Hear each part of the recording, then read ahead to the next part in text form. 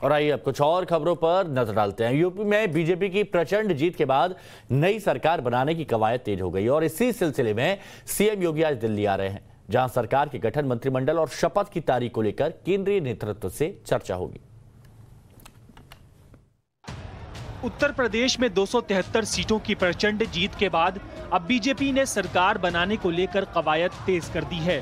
सरकार के स्वरूप और मंत्रिमंडल के गठन को लेकर चर्चा करने के लिए उत्तर प्रदेश के कार्यवाहक मुख्यमंत्री योगी आदित्यनाथ आज राजधानी दिल्ली के दौरे पर रहेंगे। सीएम योगी दिल्ली में सबसे पहले रक्षा मंत्री राजनाथ सिंह से मुलाकात करेंगे। इसके बाद सीएम योगी बीजेपी के राष्ट्रीय अध्यक्ष जेपी नड्डा और फिर प्रधानमंत्री पीएम मोदी से मुलाकात करेंगे। और इसी मुलाकात के दौरान सीएम योगी सरकार के स्वरूप, मंत्रिमंडल में शामिल किए जाने वाले चेहरों के साथ ही शपथ ग्रहण समारोह की तारीख को लेकर भी प्रधानमंत्री और पार्टी के राष्ट्रीय अध्यक्ष से चर्चा करेंगे। यूपी में सरकार गठन को लेकर आज से ही बीजेपी में प्रदेश के नेताओं के साथ बैठकों का दौर भी शुरू हो जाएगा। दिल्ली में राष्ट्रीय और उत्तर प्रदेश के नेताओं के बीच होने वाली बैठक में योगी आदित्यनाथ और साथ ही प्रदेश अध्यक्ष स्वतंत्र देव सिंह और प्रदेश संगठन महासचिव सुनील बंसल भी मौजूद रहेंगे। यूपी में 273 सीटों की प्रचंड जीत के बाद अब बीजेपी सरकार बनाने को लेकर कवायद तेज कर दी है। सरकार के स्वरूप और मंत्रिमंडल के गठन को लेकर चर्चा करने के लिए उत्तर प्रदेश के कार्यवाहक मुख्यमंत्री योगी आदित्यनाथ आज राजधानी पहुंचने वाले हैं। अब पंजाब की बात कर लेते हैं। पंजाब में 16 मार्च को भगवंत मान सीएम पद की शपथ लेंगे, लेकिन इससे पहले जीत की खुशी दोगुनी करने के लिए केजरीवाल और भगवंत मान आज अमृतसर में रोड शो करेंगे। पंजाब चुनाव में जीत से गदगद आम आदमी पार्टी सरकार बनाने जा रही है। 16 मार्च को भगवंत मान सीएम पद की शपथ लेंगे, लेकिन उससे पहले जीत की जबरदस्त खुशी मनाने और कार्यकर्ताओं का अभिवादन करने के लिए आज केजरीवाल और भगवंत सिंह मान अमृतसर में रोड शो करेंगे। शेड्यूल के मुताबिक केजरीवाल सुबह 11 बजे अमृतसर एयरपोर्ट पहुंचेंगे। एयरपोर्ट से अरविंद केजरीवाल और भगवंत मान हरमंदिर साहिब जाएंगे। वहां से जलियांवाला बाग, दुर्गियान मंदिर और फिर वाल्मीकि धाम दर्शन के लिए पहुंचेंगे। दोपहर करीब 2 बजे से अमृतसर में अरविंद केजरीवाल और भगवंत मान का रोड शो शुरू होगा। रोड शो को लेकर तैयारियां पूरी कर ली गई हैं। आम आदमी पार्टी की जीत का जश्न मनाने और रोड शो को लेकर कार्यकर्ताओं में भी बेहद उत्साह है। 10 मार्च को विधानसभा चुनाव के नतीजे घोषित कर दिए गए थे और आम आदमी पार्टी को भारी बहुमत मिला है। 117 में से 92 सीटों पर आम आदमी पार्टी ने जीत दर्ज की है। पंजाब में आप की आंधी में कांग्रेस अकाली दल के बड़े बड़े दिग्गजों को हार का मुंह देखना पड़ा था। 5 राज्यों में कांग्रेस को मिली करारी हार के बाद सोनिया गांधी ने आज 2 अहम बैठक बुलाई हैं। पहली बैठक पार्लियामेंट्री स्ट्रेटेजी ग्रुप की होगी, वहीं दूसरी बड़ी बैठक शाम 4 बजे कांग्रेस कार्य समिति की होगी। इन दोनों बैठकों में हार की समीक्षा को लेकर आगे की रणनीति पर चर्चा होगी। यूपी, उत्तराखंड, पंजाब, गोवा और मणिपुर के विधानसभा चुनाव में हुई कांग्रेस की करारी हार पर अब मंथन शुरू हो गया है। सोनिया गांधी ने हार पर समीक्षा के लिए आज 2 बैठकें बुलाई हैं।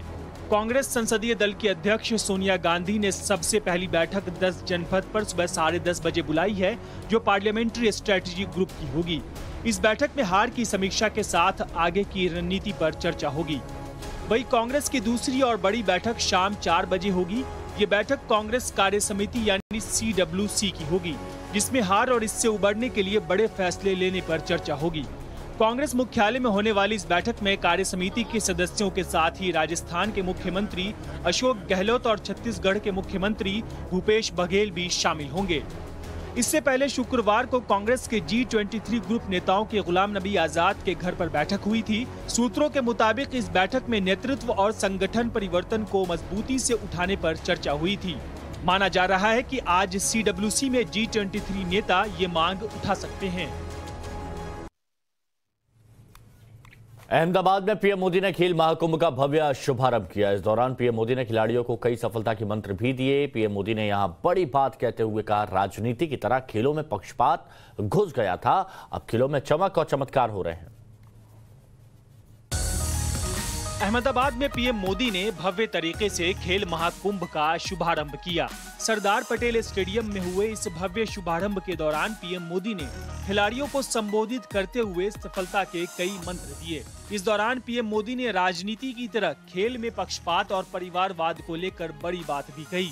जैसे राजनीति में भाई भतीजावाद घुस गया है, खेल जगत में भी खिलाड़ियों के चयन में पारदर्शिता की कमी भी एक बहुत बड़ा फैक्टर थी। उस भंवर से निकालकर भारत के युवा आज आसमान छू रहे हैं। पीएम मोदी ने खिलाड़ियों को सफलता का मंत्र बताते हुए कहा, सफलता के लिए कभी कोई शॉर्टकट ना लें। सफलता का केवल एक ही मंत्र है, लॉन्ग टर्म प्लानिंग और कंटिन्यूअस कमिटमेंट।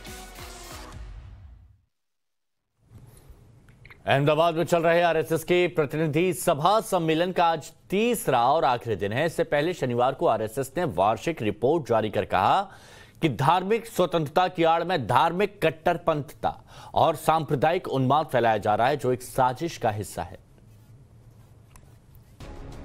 गुजरात के अहमदाबाद में चल रही आरएसएस की अखिल भारतीय प्रतिनिधि सभा सम्मेलन का आज तीसरा और आखिरी दिन है। आज आखिरी दिन की बैठक समाप्त होने के बाद संघ के सर कार्यवाहक दत्तात्रेय ठोसबले मीडिया से रूबरू होंगे और संघ के और विस्तार को लेकर लिए गए फैसले पर संघ का रुख स्पष्ट करेंगे। इससे पहले संघ ने अपने दूसरे दिन की बैठक में वार्षिक रिपोर्ट में कहा कि देश में संविधान और धार्मिक स्वतंत्रता की आड़ में धार्मिक कट्टरता और सांप्रदायिक उन्माद फैलाए जा रहे हैं। साथ ही रिपोर्ट में ये भी कहा गया कि देश में विभाजनकारी तत्वों के बढ़ने की चुनौती भी खतरनाक है। संघ के मुताबिक हिंदू समाज में ही विभिन्न विभाजनकारी प्रवृत्तियों को उभार कर समाज को कमजोर करने का प्रयास किया जा रहा है। आरएसएस की माने तो समाज की एकता, अखंडता और सद्भाव के सामने इस खतरे को सफलतापूर्वक हराने के लिए संगठित शक्ति, जागृति और सक्रियता के साथ सभी प्रयास वक्त की जरूरत है। रिपोर्ट में आरोप लगाया गया है कि कई तरह के झूठ फैलाकर अनुचित आरोप लगाने की साजिश की जा रही है।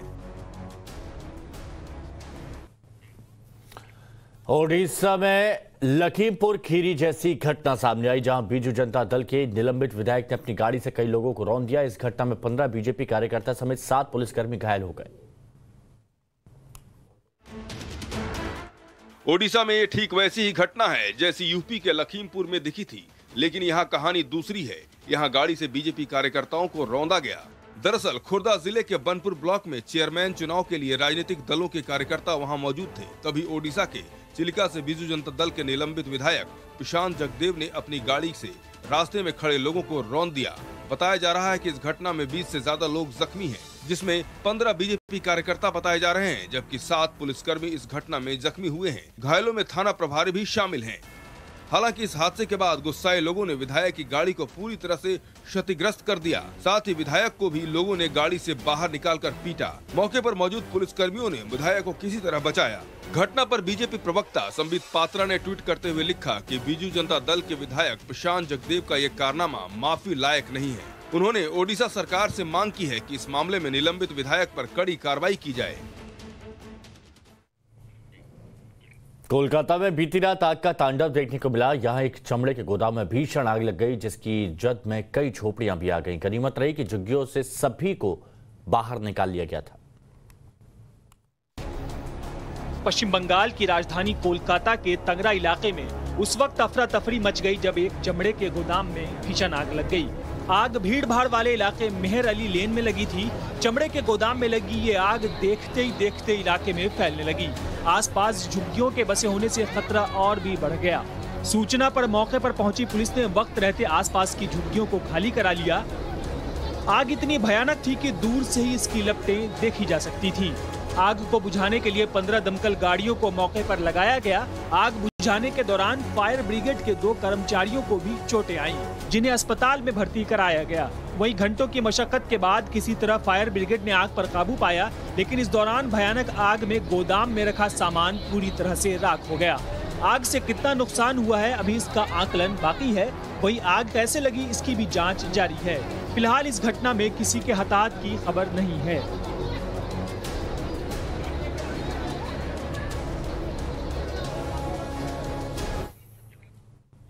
गुरुग्राम में फर्जी कॉल सेंटर का पुलिस ने पर्दाफाश किया। आरोप है कि पकड़े गए आरोपित लोगों का मोबाइल हैक कर उनकी निजी तस्वीरों को मॉर्फ कर उन्हें ब्लैकमेल करते थे। दिल्ली से सटे गुड़गांव में पुलिस ने एक फर्जी कॉल सेंटर का भंडाफोड़ करते हुए 9 महिलाओं समेत 38 लोगों को गिरफ्तार किया है। पुलिस के मुताबिक फर्जी कॉल सेंटर में पकड़े गए सभी शातिर आरोपी हैं। इन पर आरोप है कि ये लोग उन लोगों को अपना शिकार बनाया करते थे जिन्होंने मोबाइल के माध्यम से शॉर्ट टर्म लोन लिया हुआ हो। ये शातिर लोग लोन रिकवरी के नाम पर पहले कस्टमर को लिंक भेजते और फिर उनका मोबाइल हैक करके उनके मोबाइल से सारी फोटोज और निजी जानकारी एक्सेस कर लेते थे। इसके बाद आरोपी पर्सनल फोटोज को न्यूड फोटो में कन्वर्ट करके लोगों को ब्लैकमेल करते थे। फर्जी कॉल सेंटर के खुलासे के बाद पकड़े गए आरोपियों के पास से 27 लैपटॉप, 44 मोबाइल और 1,70,000 रुपए नकद बरामद किए गए हैं। पुलिस अब इनकी कुंडली खंगालने में जुटी है ताकि इन्होंने किसे अपना शिकार बनाया है और कहां तक इनका नेटवर्क है, इसका पता लगाया जा सके।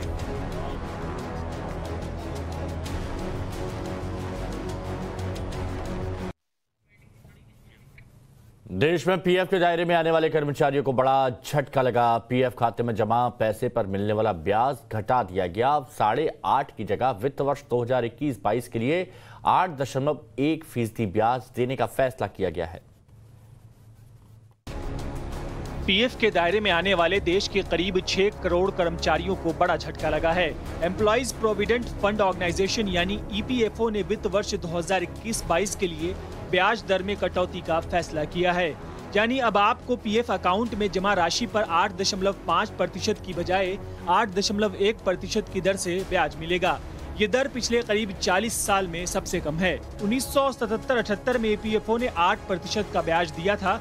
उसके बाद से यह 8.25% या उससे अधिक रही है। पिछले 2 फाइनेंशियल ईयर 2019-20 और 2020-21 की बात करें तो ब्याज दर 8.5% रही है। 1989 से 2000 में सबसे अधिक पीएफ पर ब्याज 12% का मिला था। इसके बाद इसमें कटौती की जाने लगी। पीएफ में ब्याज दर कम होगा या बढ़ेगा, इसका फैसला सबसे पहले finance investment and audit committee की बैठक में लिया जाता है। इसके बाद सीबीटी की बैठक होती है और सीबीटी के निर्णय के बाद वित्त मंत्रालय सहमति के बाद ब्याज दर लागू करता है। ब्याज दर के घटने बढ़ने का फैसला फाइनेंशियल ईयर के लास्ट में होता है। यूक्रेन रूस का जंग 18वें दिन में पहुंच गई है और रूस का यूक्रेन पर हमला भी जारी है, जिसकी भयानक तस्वीरें आ रही हैं। वहीं इस बीच यूक्रेन के राष्ट्रपति जेलेंस्की ने पुतिन से सीधी बातचीत का प्रस्ताव भी भेजा है। रूस और यूक्रेन के बीच जंग का आज 18वां दिन है। जैसे जैसे जंग की तारीख आगे बढ़ रही है, तबाही और बर्बादी की नई दास्तान बुनी जा रही है। बर्बाद होते यूक्रेन की नई सैटेलाइट तस्वीर है। सैटेलाइट की ये नई तस्वीर यूक्रेन के मारियोपोल शहर की है। रूसी सेना के अटैक से मारियोपोल शहर तहस नहस हो गया है। रूसी हमले में कीव शहर भी पूरी तरह तबाह और बर्बाद हो चुका है।